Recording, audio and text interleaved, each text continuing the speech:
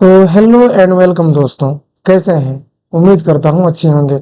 आप सभी दोस्तों का फिर से एक बार इस चैनल में आपका ये दोस्त, आपका ये भाई फिर से एक बार तहे दिल से स्वागत करता है।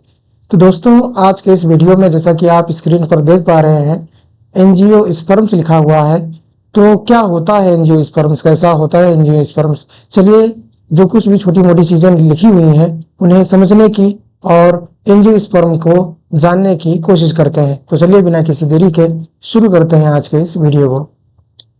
Unlike the gymnosperms, where the ovules are napped in the angiosperms or flowering plants, the pollen grains and ovules are developed in specialized structures called flowers. तो जिम्नोस्पर्म्स की तरह नहीं, जिसमें जो ओव्यूल्स होते हैं नेक्ट होते हैं, खुले हुए होते हैं, कोई कवरिंग उन पर नहीं पाई जाती है। जिम्नोस्पर्म्स की तरह नहीं।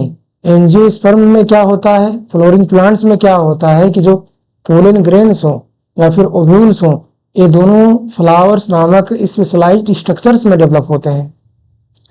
इन angiosperms the seeds are enclosed in fruits.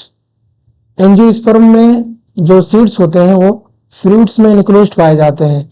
अब जैसा कि ओव्यूल जो बना वो फ्लावर के अंदर पाया गया, ठीक है, उसके बाद में जो पोलन ग्रेन्स हैं वो पोलन ग्रेन्स भी फ्लावर में पाए गए। जब फर्टिलाइजेशन हुआ तो जो ओवरी था, ओवरी फर्टिलाइजेशन के बाद में किस में कन्वर्ट होगा? कन्वर्ट हो जाएगा जो है फ्रूट में। ओवरी जो होगा फ्रूट में कन्वर्ट हो जाएगा, तो उसके अंदर जो ओव्यूल होता है वो सीड में कन्वर्ट हो जाता है। तो यही कहा जा रहा है कि जो फ्रूट है अब इस बार जो है सीड को इनक्लोज करेगा। The angiosperms are an exceptionally large group of plants occurring in wide range of habitats. Angiosperms में एक बड़ी संख्या में जो है, एक बड़े बड़े ग्रुप में जो है प्लांट्स शामिल हैं और जो कि बहुत फर्क फर्क किस्म के हैबिटेट्स को बिलोंग करते हैं। They range in size from the smallest wolffia to tall trees eucalyptus over 100 metres. उनका साइज जो है छोटे से उल्फिया से लेकर बड़े बड़े यूकैलिप्टस 100 मीटर तक भी लंबे यूकैलिप्टस ट्री तक रेंज करता है। यानी कि जो एंजियोस्पर्म्स होते हैं वो छोटे से भी हो सकते हैं और यूकैलिप्टस जैसे 100 मीटर तक बड़े भी हो सकते हैं। They provide us with food, fodder, fuel, medicines and several other commercially important products.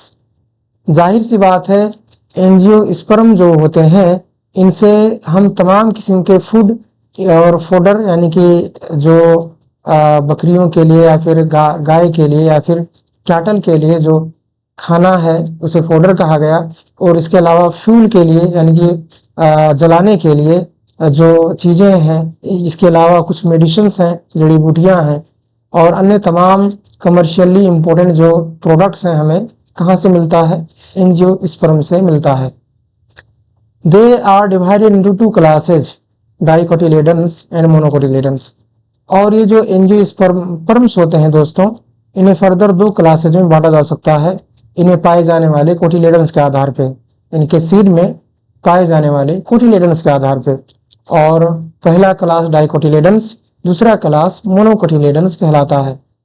तो यही 2-4 चीजें थी छोटी मोटी जो कि आपको एंजियोस्पर्म्स के ताल्लुक से बतानी थी। आपको सिर्फ इतना जानना है।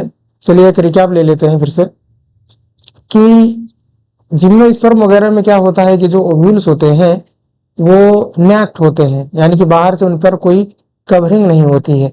जबकि जो ये एंजियोस्पर्म वगैरह होते हैं इनके ओव्यूल्स इनकवर्ड होते हैं, इनके जो क्या कहते हैं पोलन ग्रेन्स होते हैं वो भी एक स्पेशलाइज्ड स्ट्रक्चर के अंदर मौजूद होते हैं। ऐसे ही अगर बात की जाए फर्टिलाइजेशन के बाद की, तो फर्टिलाइजेशन के बाद जो है क्या बन जाता है? फर्टिलाइजेशन के बाद फ्रूट बनता है और वो जो ओव्यूल था वो ओव्यूल जो है सीड में कन्वर्ट हो जाता है। अब वो फ्रूट के अंदर लाई करता है। इनकी जो साइज है एंजियोस्पर्म की वो छोटे से ओल्फिया से लेकर 100 मीटर तक लंबे यूकैलिप्टस ट्री तक रेंज कर सकती है। इसके अलावा इनसे तमाम किस्म के कमर्शियली इम्पोर्टेंट प्रोडक्ट्स भी हम इस्तेमाल करते हैं, इन्हें फर्दर 2 क्लासेज में डिवाइड किया गया है इनके सीट के कोटिलेडन्स के आधार पे। पहला डाइकोटिलेडन्स और दूसरा मोनोकोटिलेडन्स कहलाता है। तो उम्मीद करता हूं आज के इस वीडियो में आपको जितनी भी चीजें समझाने की कोशिश की गई हैं, आपको जरूर 80% चीजें से तो जरूर समझ में ही आई होगी दोस्तों। अगर आपको ये वीडियो पसंद आई है तो हमारे इस वीडियो को लाइक करें। ऐसी और वीडियोस देखने के लिए हमारे इस चैनल को सब्सक्राइब करें और अपने दोस्तों में भी इसे शेयर करें। आज के लिए इतना ही। Thank you.